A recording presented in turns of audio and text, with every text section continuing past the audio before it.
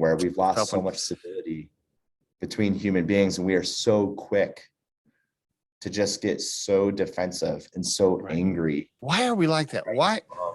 Why has that, what has caused that, John? Why are we so, and that part really fascinates me. You know, I'll be with friends or whatever, right? I'll be having a beer at happy hour, you know, and I'm one of those, for me personally, like I can talk about anything, like whatever your views are. Hey, I'm cool. Let's talk about it. You know, I'm happy to listen to whatever your views are. I have opinions on things, but I don't get like mad because you don't believe what I believe, right? But boy, a lot of people do. They just get so angry, like so fast. And I'm always fascinated by that. I'm just like, I just look at people, I'm like, man, just calm down. Just because Yeah. you like, so you like purple and they like yellow. Like, it's okay, bro. It's just calm down. Yeah. Yeah. And Why are we so quick to get so angry like that? What's doing that? I wonder if part of it is that people don't like to admit that they're wrong, and Maybe. or they don't like to at least try to think through things. It's a lot harder to have a conversation, to listen to a viewpoint, to kind of figure out, do I agree with that? Do I not agree with it? Do they have a valid point? Is there something that I'm missing? Is there something that I can learn from this? That's a huge cognitive load, and that takes a lot of time and effort. Mm-hmm. So I think it's a series of things of like, everybody's stressed out max to the hilt. We don't want to insert anything new. And it's sort of like your brain just gets in these tracks and it gets comfortable. You know, it's like if you had a Right. hill that had fresh snow on it and you slide down it on a sled, sorry. You Yeah. sled down it on a sled, you walk back up and you just keep sledding down in that same track. You know, it's like it's hard to create new tracks, Right. new ways of thinking in your mind. And we're all so busy, and we're all like, I don't want to do that. And then you have with so much stuff going remote and so many people looking for ultimate convenience, where I can be at home and I can order my food. I can get anything I want off of Amazon, Grubhub. You know, my TV's a la carte. It's tough because I think that we're really at risk of losing some of those nuanced humanity touches. Yes. Like, you know, you go to the grocery store now, people don't even know social interactions. You have someone accidentally bump into you and they don't even think about it or notice that, oh, I'm sorry, excuse me. People are so like, if they go out of their home, it's to accomplish something and get something done so they can get back home as soon as they can. And the challenge is, when these people are out and about, the sense I get is that it's really sad. It feels to me like people almost view other human beings as obstacles, and that they're almost no longer seeing them as human beings. But like, I'm in the grocery store or I'm going to do this thing, and you don't even see people as people. They're just things that are in my way. You know, I got to get around that thing to grab that thing off the shelf. And it's a person, but I don't say, excuse me, excuse my reach. Can I get my, you know, it's just like, oh, that's an obstacle. I got to get through that.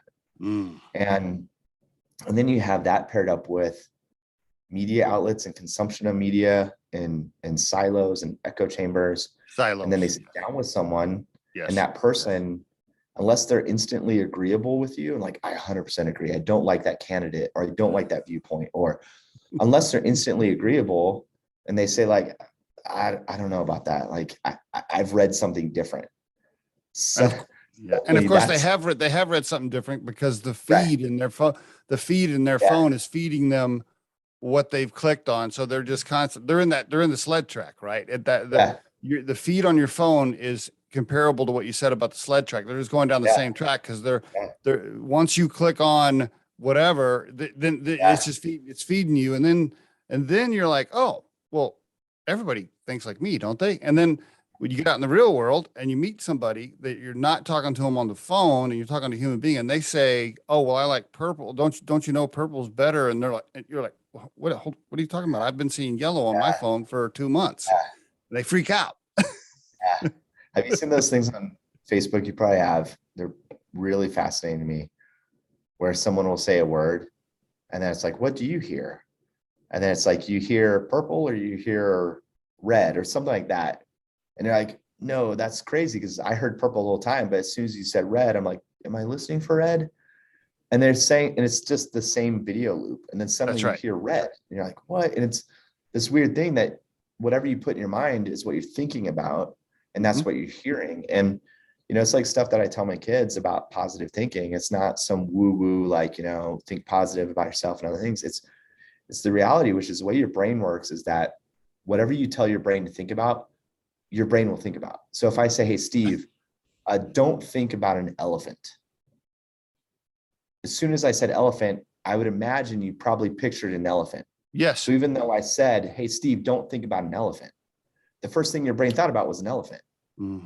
So if you insert negative thoughts into your mind and you're like, I'm not good enough, or, society's going down the tubes, or this person, it's really hard to reverse yourself out of that, because you're putting these thoughts in your brain, and your brain is just a machine that is objective. It's non, it really doesn't have its own opinion. It's like whatever you put in there, your brain will be like, all right, I guess this is what I'm thinking about right now.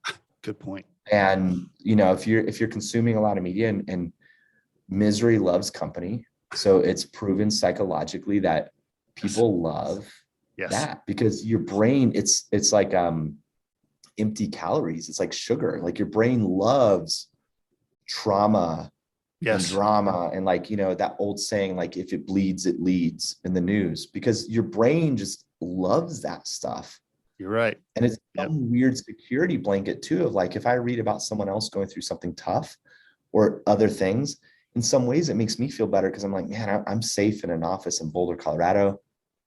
I'm doing pretty good. Like all this subconscious stuff. So like when COVID first hit, as an example, and we went remote March 13th of 2020. And maybe a month later we had an all hands. And I remember with our all hands, we're all remote, of course, on Zoom. One of our leadership team members was very vulnerable, and he's like, hey, do you have any thoughts on COVID? And like, because I'm pretty stressed out, and he said that in the all hands, and I'm glad he asked it. And I was like, for what it's worth, stay out of the news cycle.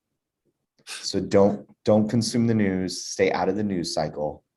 Use this time to like focus on the things that you want to focus on. As much as you can, stay out of the news cycle. They don't know when we don't know. And you're just going to be churning, and your brain's going to be trying to solve problems and close loops on things that are an infinite loop that will wear you out and wear you down. It's not a good place to be in. So stay out of the news cycle. Good advice. Excellent advice, John. Let me ask.